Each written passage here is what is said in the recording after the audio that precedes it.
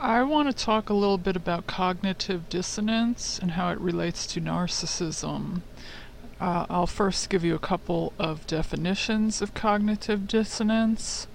The first one is psychologist Leon Festinger first described the theory of cognitive dissonance in 1957. According to Festinger, cognitive dissonance occurs when people's thoughts and feelings are inconsistent with their behavior, which results in an uncomfortable, disharmonious feeling.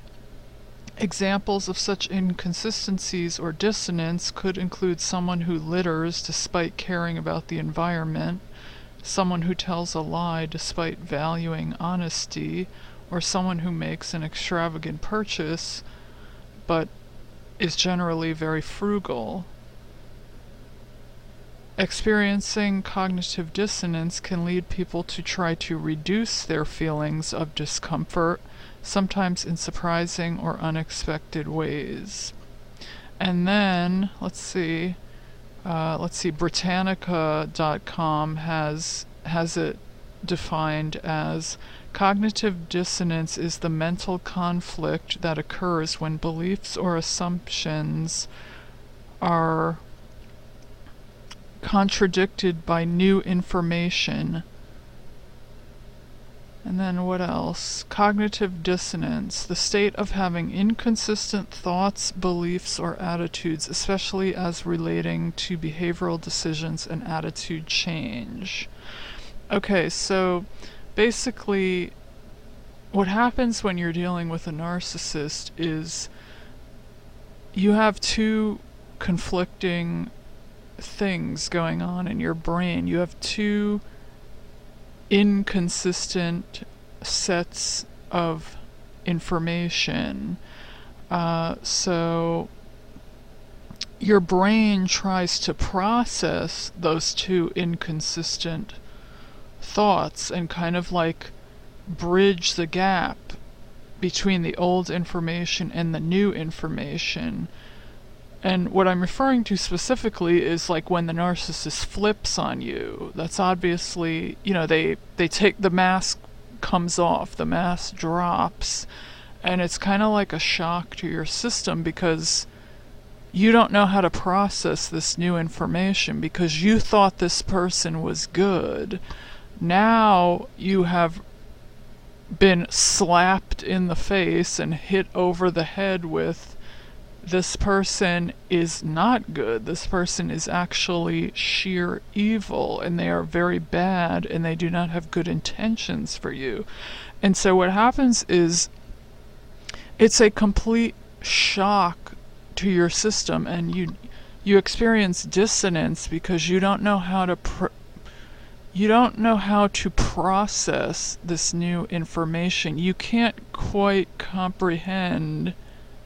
Wait a minute, you're thinking of good times and the way the person was before. So your brain is like not able to process that, okay, wait a minute, even though it just hits you over the head. It just literally just hits you over the head. It's almost like a concussion, like a concussive state, like if you get hit in the head like you're a football player or I assume that would be like a shock where your brain actually shakes, and it's like a shock to your system. You don't know how to process the fact that this person is evil. You've chances are never in your life encountered something such as this.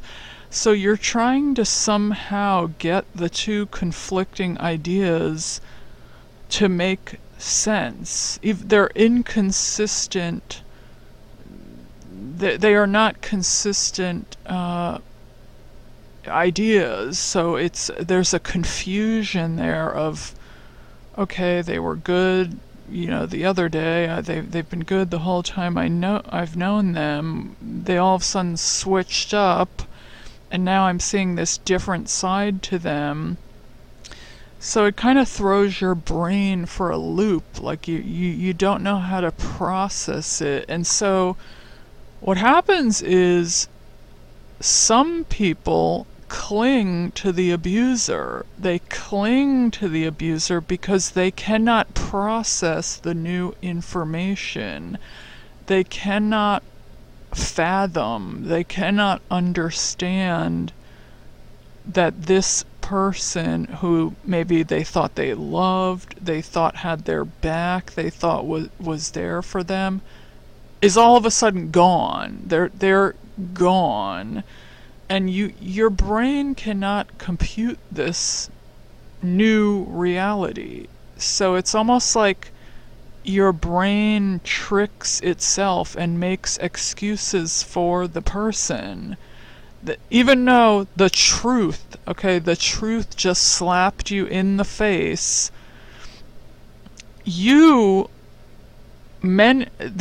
is quite common to where you would stick to the lie. You would stick to the lie because that is more comfortable for your brain. That's easier to process. It's easier to process. Oh, wait a minute. There's no way that person could be that evil. There's no way they could do that to me. So it's almost like you want to cling to the person you knew before, the good side. You want to stay there because you don't even want to visit in your mind that this person could be evil, because that's much harder to process. That's a difficult road to go down. That's a much more difficult road to go down. So it's almost easier to go backwards and say, no, there's no way they could be like that. You trick yourself, you question yourself and go, oh, it must be me. I must have just made a mistake and they're not really like that. That didn't really happen. They didn't really do those things. They didn't just totally stab me in the back. You know what I'm saying? Like, so you try to almost trick your brain because you don't want to go to the dark reality that this person is evil. It's much harder to process that than to just stick with the lie that the person is good, even though you now know that is a lie. It's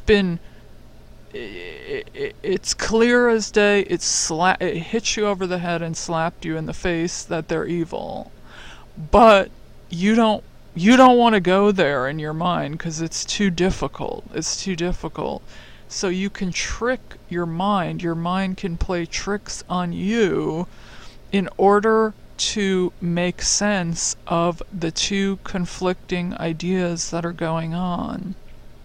And that is cognitive dissonance. This is what happens when narcissists come around.